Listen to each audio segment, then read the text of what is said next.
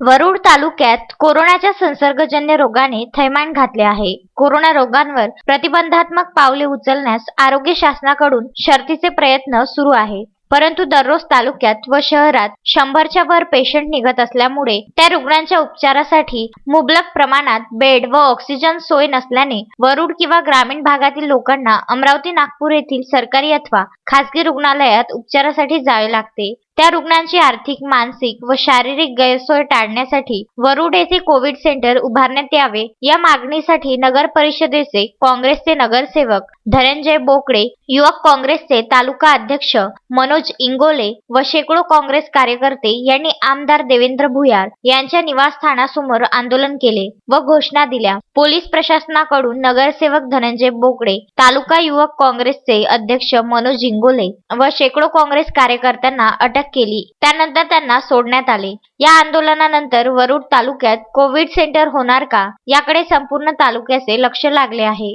Rupesh Pande, Vidarbha news, Warud.